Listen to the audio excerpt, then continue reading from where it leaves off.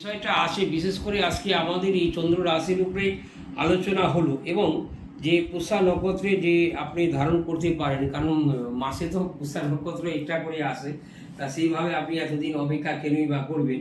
যে কোনো সোমবার, বৃহস্পতিবার, রবিবার আপনারা মুক্ত ধারণ করতে পারেন এবং এই সাতরতির মধ্যে এবং চারতির থেকে বেশি ওজনের মুক্ত রূপতে বানিয়ে আপনার মুক্ত অনেকে আছে যে আমি গোল দিয়ে স্বর্ণ দিয়ে বানিয়ে পরবো, সেটা কিন্তু সঠিক নয়। মুক্তর মানে চন্দ্রের সাদা রাশি আছে, যার জন্য সাদা ধাতু দিয়ে তৈরি করলে সবচেয়ে বেটার হয়। এবং দেখা যাচ্ছে ধাতু যদি কোনো প্রকারে না হয়, সিলভার যুক্ত কিছুতেই আপনি ধারণ করতে পারেন। এবং বিশেষ করে সোমবার, বৃহস্পতিবার আপনার এই মুক্ত ধারণ করলে আপনার ভাগ্যের ক্ষেত্রে অনেকটা কাজ করতে পারে এবং সকাল 10টা থেকে বেলা 1টার মধ্যে আপনি ধারণ করে নেবেন।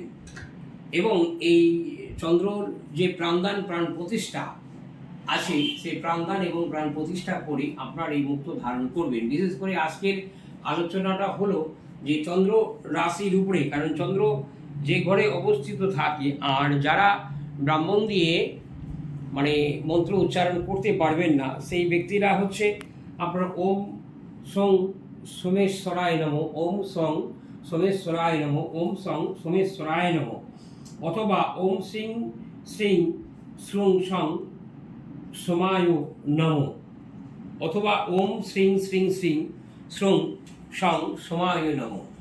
অর্থাৎ যে রাশিতে আপনার চন্দ্র অবস্থান করবে সেটাই হচ্ছে প্র্যাকটিক্যাল আপনার রাশি আসে।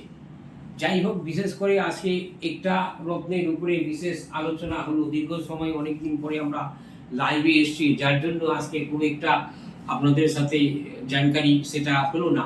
তা যারা পরবর্তীতে লাইভ জয়েন করবেন এবং কমিটমেন্ট করবেন, তাদের ব্যক্তিগত জীবন সম্বন্ধে জানতে হলে আপনারা কিন্তু আমাদেরকে কমিটমেন্ট করে জানতে পারেন। আমাদের ইউটিউব চ্যানেল আছে এবং রত্নজ্যোতি রায়গঞ্জ নামে, ওর দেখা যাচ্ছে ফেসবুক পেজ আছে রত্নজ্যোতি রায়গঞ্জ নামে, এবং ফেসবুক আছে রত্নজ্যোতি শোরুম নামে, এবং সেখান থেকেও আপনারা বিভিন্ন ধরনের রত্নের জানকারি আপনারা নিতে পারেন।